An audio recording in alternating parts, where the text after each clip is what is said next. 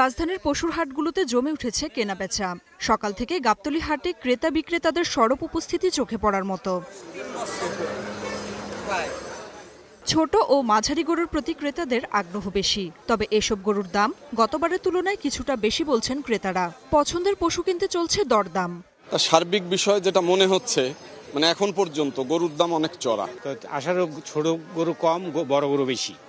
একদিকে ক্রেতাদের দর কষাকষি, অন্যদিকে বিক্রেতারা বলছেন আশানুরূপ দাম না পাওয়ায় অনেকেই গরু বিক্রি করছেন না। বড় বড় গরু এখন কাস্টমার আসেনি, কাস্টমার এসে দাম কম বলছে, বুঝেছেন। গরু ধরেন 3 লাখ 3.5 লাখ কিনা দাম বলছে 2.5 লাখ 2 লাখ। বাজার এখনো লাগে না আর কি, কম কম সবাই গরু নিয়ে আসছে, কাস্টমারও তেমন চাপ নাই আর কি।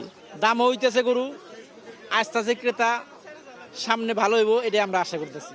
সার্বিক নিরাপত্তা ব্যবস্থা তদারকিতে রাজধানীর গাবতলী পশুর হাট পরিদর্শন শেষে র্যাব মহাপরিচালক একাধিক পদক্ষেপ নেওয়ার কথা জানান।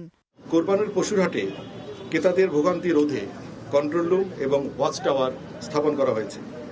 পাশাপাশি নগদ লেনদেন পরিহার করে ক্যাশলেস বা কার্ডের মাধ্যমে মূল্য পরিশোধে উৎসাহিত করা হচ্ছে।